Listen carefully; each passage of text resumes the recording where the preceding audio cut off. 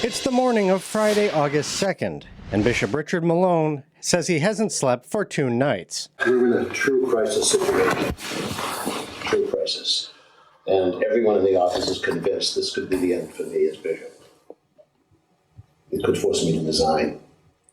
If, in fact, they make a story. He's in a one-on-one meeting with his trusted secretary, Father Ryszard, and the bishop is concerned about a brewing story regarding seminarians at Christ the King, allegations of love letters, and claims of sexual harassment by a diocesan priest. I think we're gonna blow this story up into something like an atom bomb if we start talking about that, because then it sounds like a soap opera. It sounds like a love triangle. And you know what the media can do with that. But Biernat decided to light that fuse himself and to give the I-Team the inside story of how Bishop Malone handled an accused predator priest. There's only 2 people in the history of this diocese that have really done what Siobhan has done and what you are doing now. You guys were friends. What was it that made you stand up and say... How Bishop Malone treats people, how he treated Siobhan, how he treated me. We noticed that very early on. How does he treat people? Manipulates.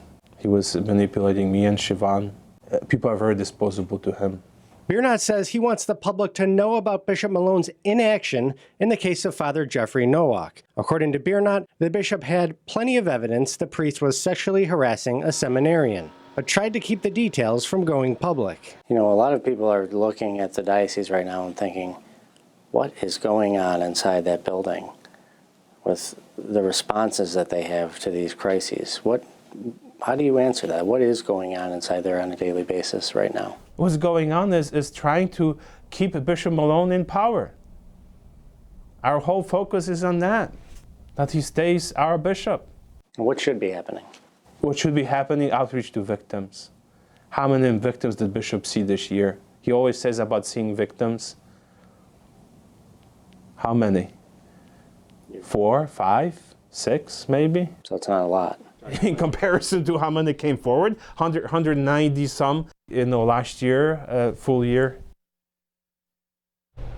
So that was Father Ryszard Biernat. I have to say here, it is really unprecedented for not 1, but 2 whistleblowers to come out here against a U.S. Catholic bishop. We haven't heard of any other case around the country for it happening with 1 bishop where, his assistants come forward and say enough's enough. But remember here, we haven't even really put out the majority of these recordings yet. They had this press conference to sort of preempt that. We'll have that coming up at 6 o'clock. Charlie, there is a lot of unprecedented stuff going on here in the Catholic Diocese, including today at a news conference when we found out about 1:30 in the afternoon that the bishop was going to host a news conference. And at that moment, the diocese said, we are only going to handpick who is allowed to come in from the media to be a part of this, to ask the bishop questions.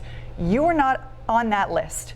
But our Eileen Buckley did ask the bishop that question, and his spokesperson answered it for him. Have a listen.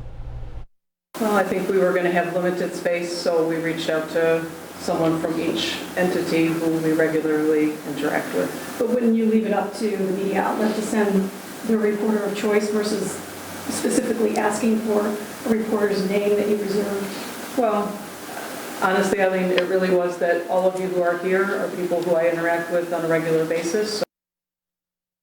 Eileen Buckley with a fantastic job today, but handpicked and no substitutions. They would not allow someone else to go in from any outlet there today. Just your thoughts on that, Charlie. Well, I did try to go in anyway. We were not going to make a scene of it, but I wanted to go in and ask, why am I not being allowed in here? I've covered this all year.